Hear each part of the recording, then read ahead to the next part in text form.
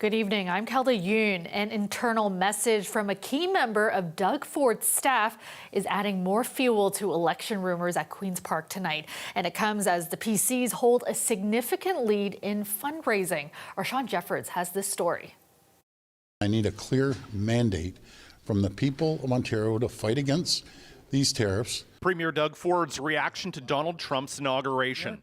And a memo obtained by CBC News further ramps up the election speculation in Ontario. Government sources confirm Ford's chief of staff issued an internal letter to PC staffers, stressing the need for a new mandate. As we enter a period of unparalleled economic risk and critical negotiations, our government will need a strong mandate from the people to stand up for Ontario with President Trump, Canada's federal government, and other provinces to ensure we can effectively respond to, outlast, and ultimately win this fight. The stronger the mandate, the better. Opposition reaction was swift. Doug Ford sees this as a gift, an opportunity to secure his re-election. And I think he should be less focused on his job and more focused on the jobs of the 500,000 people that are going to be losing them. The answer to chaos is not more chaos. What we need is leadership, not showmanship. Trump stopped short of implementing a 25% tariff on Canada on day one of his presidency, instead pointing to February 1st as a target date. As speculation around tariffs in an early Ontario election ramps up, so too does pre-election advertising, funded by multi-million-dollar war chests.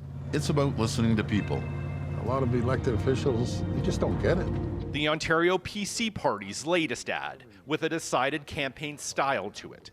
According to Elections Ontario data, if a vote were called soon, the Tories would enter the campaign with a significant fundraising lead over their opponents. The PCs took in more than $10.6 million in 2024. This conservative strategist says the vast majority will be spent on an advertising blitz. We're already seeing a lot of ads on TV. I think people are used to seeing the Premier's face if they're watching playoff football these days. Those ads cost money. And, there will be a lot more of those from all the parties once the election is called. The Ontario Liberal Party came a distant second in 2024 with $2.5 million. The NDP raised $2.3 million, and the Greens took in $1.2 million. But the Elections Ontario figures don't include donations under $200 and donations to riding associations. The parties say those add millions to their totals. But this former Liberal cabinet minister says all of the opposition parties find themselves at a disadvantage with less cash, and time to raise more ahead of the next vote seeming to be at a premium. You can't just run a clever ad a few times. You have to run it over and over and over again. And you have to go where the people are, which may mean a Stanley Cup playoffs game. It may mean a major sporting event. Those ads are astronomically expensive. Sean Jeffords, CBC News, Toronto. CBC Toronto has confirmed that the CEO responsible for home care in this province has been fired. A memo sent to staff says Cynthia Martineau will be leaving Ontario Health at Home as of today. Now, late last year, we reported on home care supply issues with patients not receiving the medical items they needed. This included syringes, drainage bags, and IV supplies. Well, today, members of QP said those delays continue months later. Every day that I order supplies, it's a frustration because everything is out of stock. So our patients aren't getting the supplies that they do require.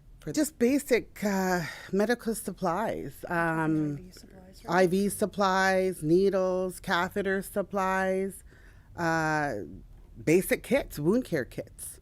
Every time they're entered, it comes up out of stock.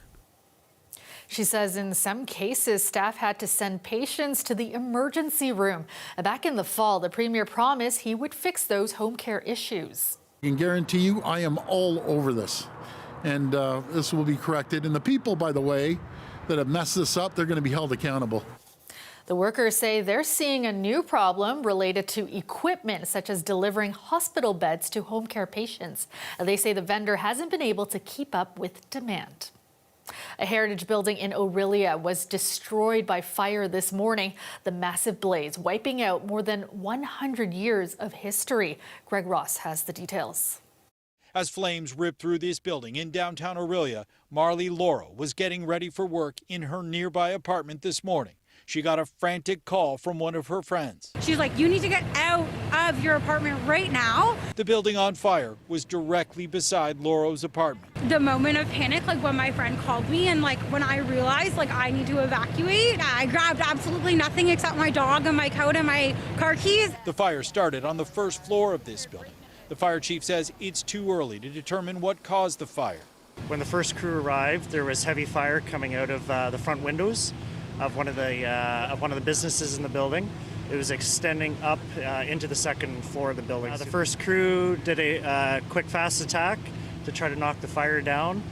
They proceeded up to the second floor, and the conditions worsened enough that they had to pull out, and we had to go into a defensive attack. The roof and the second floor of the building have both collapsed. With that kind of damage, the fire chief says it's not likely they'll be able to salvage any part of this building. Devastating. Obviously, the building's more than 100 years old and part of the historic downtown. The mayor says the most important thing is nobody was hurt in the fire, and now the focus has shifted to helping those residents and business owners that were displaced. He says people all over the city are stepping up. We bonded together to help with this fire. Hotels have offered space, restaurants have offered food, the universities opened up their space. As for Lauro, it's not clear if or when she'll be able to get back into her apartment. Fire crews managed to prevent the fire from spreading into her building, but there is still a lot of smoke and water damage. As a result, her ceiling has caved in, which may make it difficult to salvage many of her valuables. Some family heirlooms and like some sentimental pieces of furniture that have been passed down for generations. Like, I will hate to lose them. The fire chief says the fire is still smoldering inside the building. He says they expect to be here all night, dousing the building with water.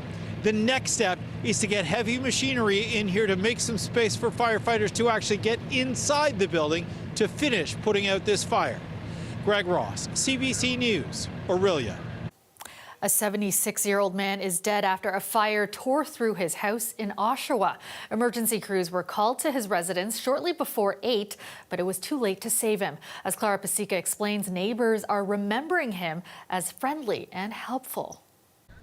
Neighbors on Centre Street South in Oshawa are shocked that a fatal fire has taken the life of a 76-year-old man on their street, who many describe as kind and helpful. But it's not just the sadness of losing this person that they're carrying with them today. Many are also carrying the weight of knowing that they tried to help, but they just weren't fast enough. I was in my garage. I heard a pop out front. It sounded like broken glass. So, of course, I jumped up. I ran into the house and looked out my front window. And I saw my neighbor screaming at the end of her driveway. And when I opened the front door, I saw Bruce's house on fire. And I screamed and I ran across the street right up to this door. And I started screaming his name, just trying to get his attention and everything. I ran back home and grabbed a fire extinguisher just to see if I could put a little bit of the fire, see if I can get in there. But by the time I got back, the east trough and everything was all lit and falling down. I couldn't get any closer. Neighbors, of course, weren't the only ones responding to this fire. Oshawa Fire, Durham Regional Police and paramedics also responding to this blaze. We had the chance to speak with Durham Regional Police, who had this to say. Our officers arrived on scene and located the residence fully engulfed in flames. The fire department was on scene and attempted to enter the residence through the main floor, but unfortunately were unable to due to multiple obstructions. They were, however, able to enter the residence through the second story and subsequently locate a male who had no vital signs. That male was rushed to a local area hospital where he was later pronounced deceased. The Office of the Ontario Fire Marshal is attending the scene today to investigate the cause of the fire. Clara Pasica, CBC News, Oshawa. Toronto police revealing today the largest cocaine seizure in its history following an extensive joint investigation involving multiple police agencies. 835 kilograms of cocaine that is alleged to have the hallmarks of coming from the Jalisco New Generation Cartel. What you see before you has an estimated street value of $83 million. Police say they seized more than half the cocaine from a single tractor trailer crossing the border into Canada. The rest was picked up at stash houses across the GTA. 6 people have been charged, including 2 from Mexico and 4 Canadians believed to be high-level distributors. Police say the seizure has put a major dent in the cocaine supply. Well, facing a legal challenge over its decision to close supervised consumption sites, the Ontario government has now hired outside investigators to look into the sites. But as Dale Manukduk explains, the province already commissioned and received reports before it decided to close down 10 locations.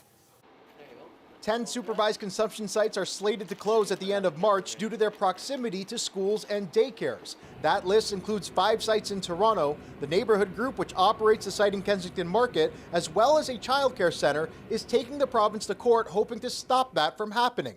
The court filing argues that the Community Care and Recovery Act, legislation that the government passed last year, violates the Canadian Charter of Rights and Freedoms, and that shutting down the sites will expose vulnerable Ontarians to unnecessary risk of death and disease. There's a flaw in the basic argument of this law, which is that you can't have childcare and healthcare in the same community.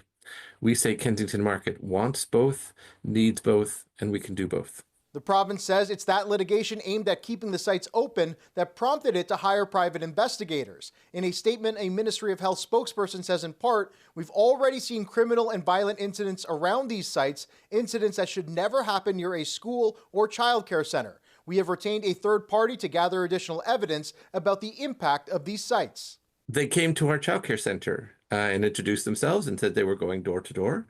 And asking people what has been the impact of our service on the community.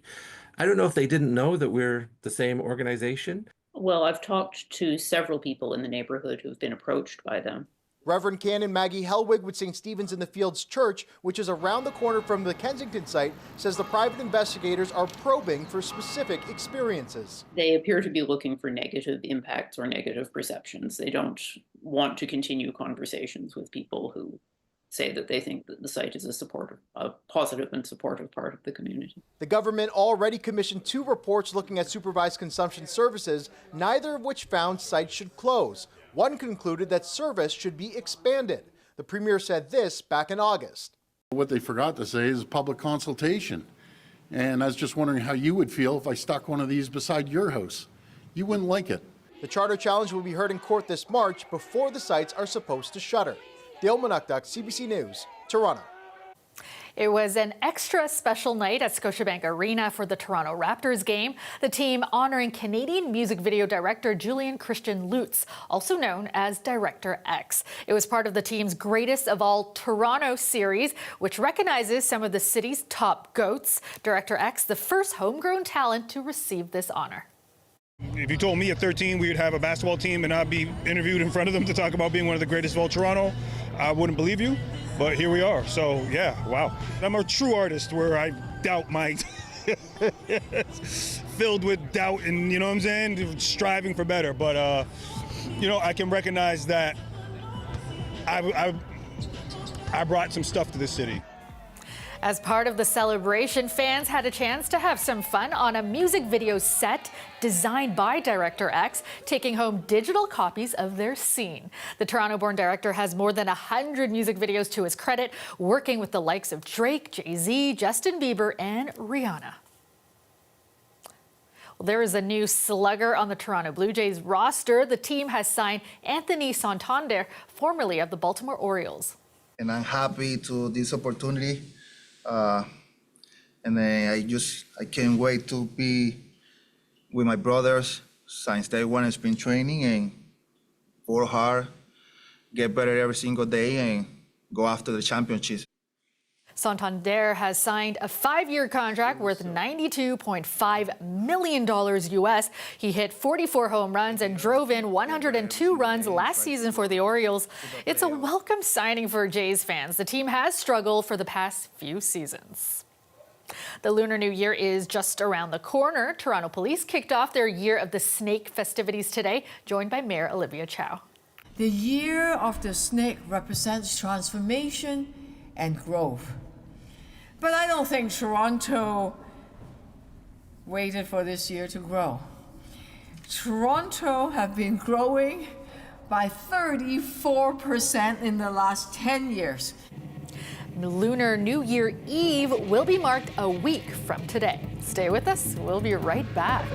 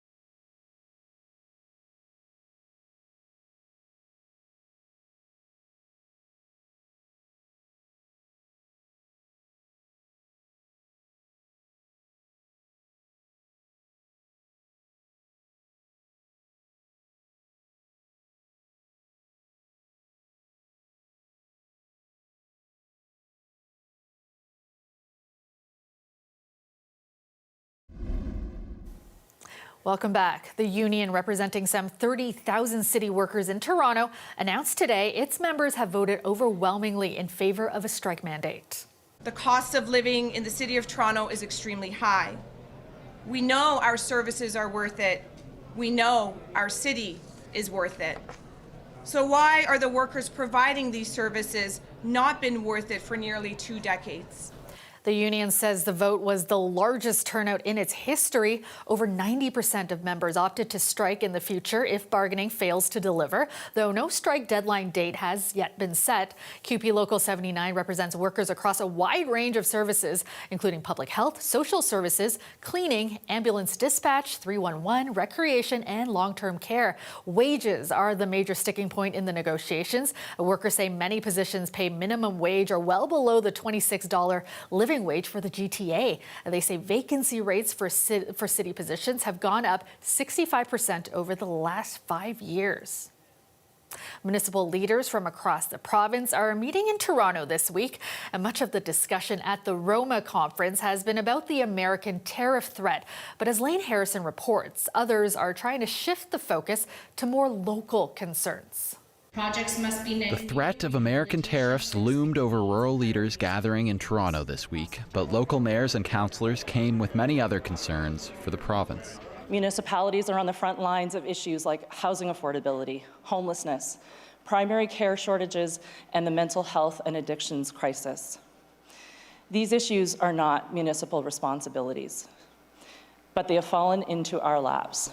While much of the early election talk in Ontario has focused on trade with America, the Provincial Association of Municipalities wants to keep the conversation local with a new pre-election ad campaign calling for a fresh financial arrangement between Ontario and municipalities. The arrangement we have in place isn't meant for the demands that are in place.